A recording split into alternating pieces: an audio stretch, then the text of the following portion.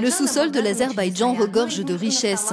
L'une d'entre elles, c'est le pétrole brut de Naftalan. Dans les termes de cette ville, on peut s'y baigner à des fins prétendument thérapeutiques, une pratique qui remonte au temps où les caravanes empruntaient la route de la soie.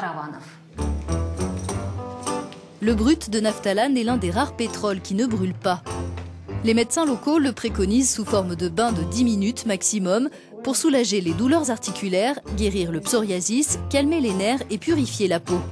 Et tant pis si certains experts jugent cette pratique potentiellement cancérigène. Le brut de Naftalan est très riche en résine de pétrole. Il ne contient ni paraffine, ni fractions légères comme la gasoline. Il passe directement dans le sang, ce qui stabilise les cellules tueuses. Celles-ci sont stimulées par les molécules de naphtalène. Cela permet d'améliorer la circulation du sang et d'alimenter n'importe quel organe non sain.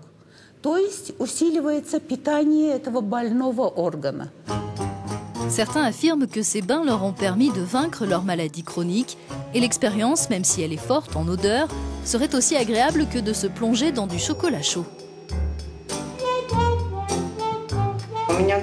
J'ai une hernie discale, j'avais des douleurs très vives et il a suffi de 4 ou 5 bains pour que je me sente beaucoup mieux. Je ne m'attendais pas à une amélioration aussi rapide.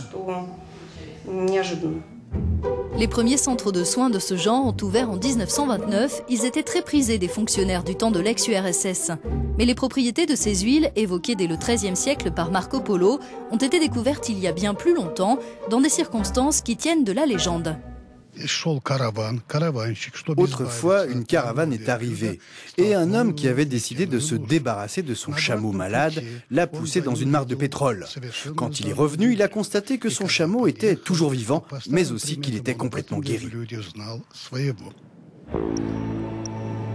Autre élément naturel auquel on prête un intérêt thérapeutique, la boue de volcan. L'Azerbaïdjan compte le plus grand nombre de volcans de ce type au monde. Il y en a pas moins de 300 de formes, noms et caractères différents. L'un des plus emblématiques, c'est le Dishgil, situé dans la région de Gobustan, à environ 60 km de Bakou.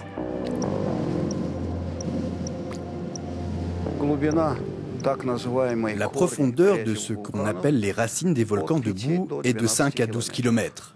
Cette boue est riche en différents éléments et minéraux curatifs. On y trouve plus de la moitié de ce qui compose le tableau périodique des éléments. C'est pour cette raison qu'elle est aussi largement utilisée en médecine. La composition de la boue change selon le volcan. Dans cette entreprise spécialisée dans les produits cosmétiques, nous ne saurons pas d'où provient la boue utilisée ici pour fabriquer des crèmes hydratantes. Nous ne connaîtrons pas non plus le nom des ingrédients qui ont été ajoutés. La boue volcanique a des propriétés blanchissantes, anti-inflammatoires et régénérantes. Elle aide la peau à lutter contre les signes de vieillissement et à mieux se protéger.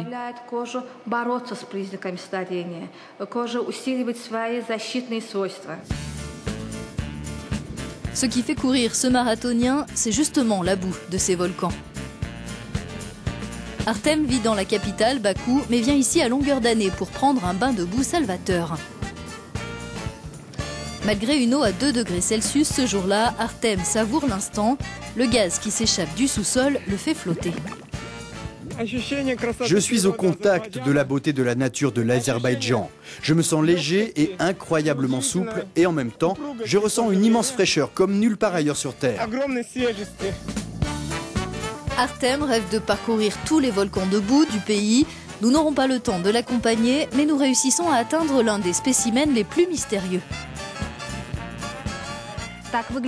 Nous sommes dans le cratère de l'un des plus grands volcans de boue d'Azerbaïdjan, un géant endormi au visage couvert d'honorables rides. Il y aurait encore tant de choses à découvrir, mais notre voyage s'achève ici. Pour découvrir les coulisses de notre tournage, n'hésitez pas à consulter mon blog sur notre site web.